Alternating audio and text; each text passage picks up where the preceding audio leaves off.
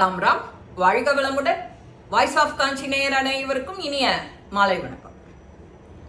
ஆசை, ஆசையே அழிவுக்கு காரணம். அது சொல்ற மாதிரி ஒரு கதை. 2 பேர் நடந்து போயின்னு இருக்கா. காவேரி கரை ஓரமா போயின்னு இருக்கா. அப்போன்னு பார்த்து ஏதோ ஒரு மூட்டை ஒன்று வருது. இந்த 2 பேர்ல ஒருத்தன் என்ன செய்யறான், டக்கால்னு தண்ணிக்குள்ள குதிச்சு அடுத்தவன் முந்திக்கிறதுக்கு முன்னாடி நாம முந்திக்கணும் அப்படின்னு சொல்லி ஆத்துல குதிச்சு அந்த மூட்டைய போய் இறுகி பற்றிக்கிறோம். கடைசியில பார்த்தா அது மூட்டை இல்ல, ஒரு கரடி. கரடி கிட்ட மாட்டின்றவன் வெளியில வர முடியுமோ?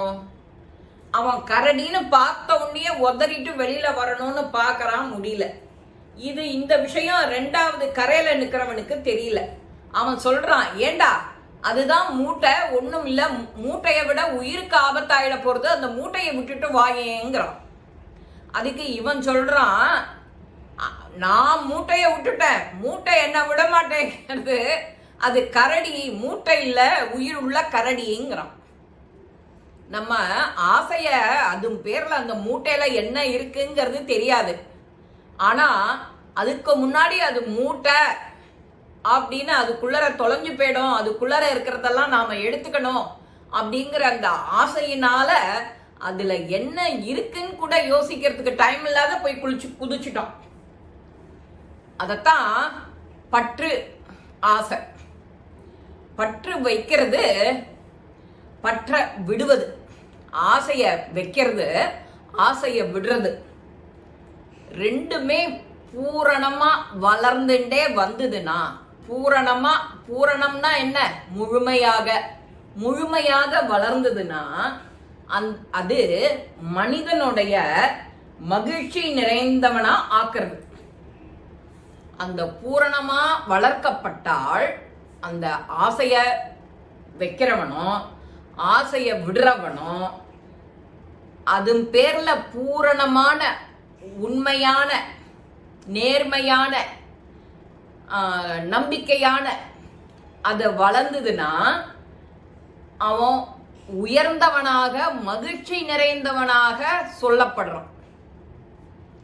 சொல்லப்படுறதோட இல்ல, அது அவனை முழுமையா ஆக்கிறது.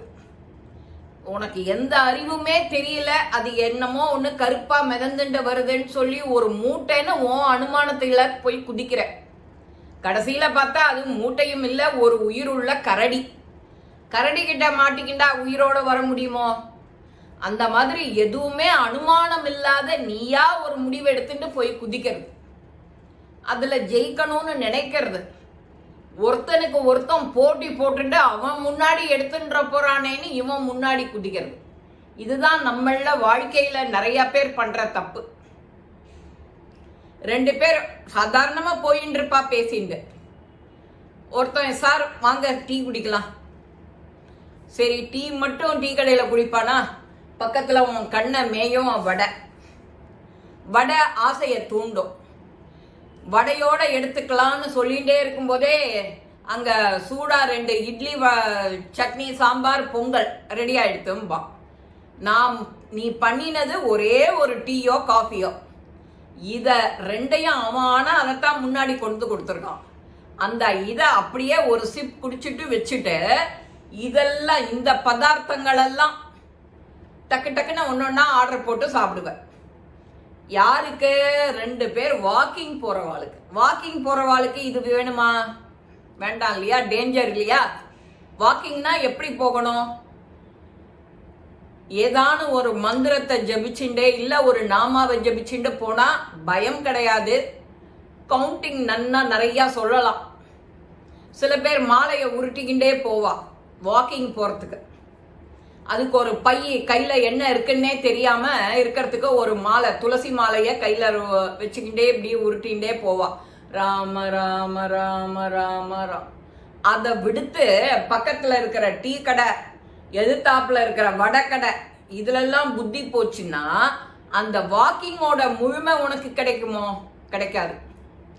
அது மாதிரிதான் யார் என்ன ஆசை, அதான் ஒரு டீ குடிக்கணும்னு, இஞ்சி டீ குடிக்கணும்னு போனவனுக்கு இத்தனை சாமான் கண்ணில் படுறது. நீ வாக்கிங் முடிச்சு வீட்டுக்கு போய் ரிஃப்ரெஷ் பண்ணி நீ சாப்பிட்டு ஆஃபீஸ் கிளம்புறதுக்கு நிறையா டைம் இருக்கு. அந்த டயத்துக்குள்ளார இதை ஒன்று பிரேக்ஃபாஸ்ட் அடிச்சிடலாமே, நமக்கும் வேலை மிச்சம் இல்லை அப்படின்னு நினைக்கிற ஆட்கள்லாம் இருக்கா இன்னைக்கும். அதுக்கு தான் ஒரு ருத்ராட்ச மாலையை முன்னாடியே எடுத்துட்டு போயிட்டா உன்னோட சேஃப்டி இல்லையா, அதை உங்கேயும் வைக்க முடியாது. ஆச்சார அனுஷ்டானமா அந்த மாலையை எப்போதும் நம்ம கூடவே வச்சுக்கணும். ஒன்று கழுத்தில் போட்டுக்கணும், இல்லைன்னா கையில் வச்சுக்கணும். இந்த 2 பழக்கமும் ரொம்ப ரொம்ப இம்பார்ட்டண்ட்டு. ஒரு காஃபிக்கு ஒரு டீக்கு ஆசைப்பட்டு அத்தனை சமாச்சாரத்தையும் அவன் வச்சுட்டு இருக்கிற அத்தனை சமாச்சாரமும் சும்மா கிடைக்குமோ? ஒரு 400 ரூபா 500 ரூபா ஆகும். அது அத்தனையும் ஒருத்தர் மட்டும் போவேல 2 பேர் ஆச்சா. இது தேவையில்லாத ஒரு செலவு. அதோட இல்லை, உன் உடம்புக்கு வேற நீ நடந்து போறதோட வேலையே அங்கே இருக்காது. மேற்கொண்டு இன்னும் கொஞ்சம் சேர்ந்துக்கும். கொலஸ்ட்ராலும் பிபியும் சுகரும் சேர்ந்துக்கும். திரும்ப சாப்பிட்ட உடனே நடக்க முடியுமா? ஃப்ரெண்டுக்கோ இல்லை ஆட்டோக்காரனுக்கோ கூப்பிட்டு என்னை பிக்கப் பண்ணி வீட்டில் விடுப்பா, இதெல்லாம் நடக்கிற காரியம். அதனால தான் சொல்கிறேன், இந்த மாதிரி நம்ம ஒரு முகமாக போகணும். ஃப்ரெண்ட்ஸோட போகும்போதும் கால வேளையில் எழுந்த உடனே அரட்டை யாரான்னு அடிப்பாளா? அந்த நாளைக்கு நடந்தது, 4 வீடு தள்ளி நடந்தது, இதெல்லாம் பேசிட்டு போவா. அதனால உனக்கு என்ன பிரயோஜனம்? அந்த நேரம் இந்த நாமாவை சொல்லிகிட்டே நடந்தா உனக்கு நல்லது, உன்னை சுற்றி இருக்கிறவாளுக்கு நல்லது. நீ சத்தமாக சொன்னீன்னா சத்தமாக சொல்லிட்டு வேகமாக நடக்க முடியாது. அதனால அவகிட்ட முன்னாடியே இதை அஞ்சல் பண்ணி சொல்லிட்டு அவாவா சத்தம் போடாமல் மனசுக்குள்ள ராம ராம ராம ராம ராம எனர்ஜி வேஸ்ட் ஆகும் இல்லையா? நடக்கிறதுக்கு ஒரு எனர்ஜி வேஸ்ட் ஆகும், சொல்றதுக்கு ஒரு எனர்ஜி வேஸ்ட் ஆகும். ஏதாவது ஒரு எனர்ஜி வேஸ்ட் பண்ணால் போகிறோம் இல்லையா? அப்போ மனசுக்குள்ளே நீ சொல்லிகிட்டே போனால் யாரும் டிஸ்ட்ராக்ஷன் இல்லை. வரவாளுக்கு ஒரு சலாம் போட்டுட்டே போயிட்டே இருக்கலாம். தலையை ஆட்டிட்டு ஒரு புன்சிரிப்பு சிரிச்சுட்டு போகலாம். இப்படியும் ஒரு வாக்கிங் உண்டு. இதை தான் நாங்கள் எங்கள் ஏரியாவில் பண்ணிட்டு இருக்கோம். இனிமேல் நீங்கள் பண்ணணும்னு நினச்சதுனா இதை ஃபாலோ பண்ணலாம். நிச்சயம் உடம்புக்கு, மனசுக்கு, பர்ஸுக்கு எந்தவித ஆபத்தும் வராது. இந்த பதிவு உங்கள் எல்லாருக்குமே பிடிச்சிருக்கோம். லைக் பண்ணுங்க, ஷேர் பண்ணுங்க, பெல் பட்டனை கிளிக் பண்ணுங்க, சப்ஸ்கிரைப் பண்ணுங்க, கமெண்ட்ஸ் பாக்ஸில் கமெண்ட்ஸ் போடுங்க. ஸ்ரீ மகாபெரிவா திருவடிகளே சரணம். நல்லதே நடக்கும். ஆனந்தமாக இருப்போம் நண்பர்களே. வாழ்க வளமுடன்.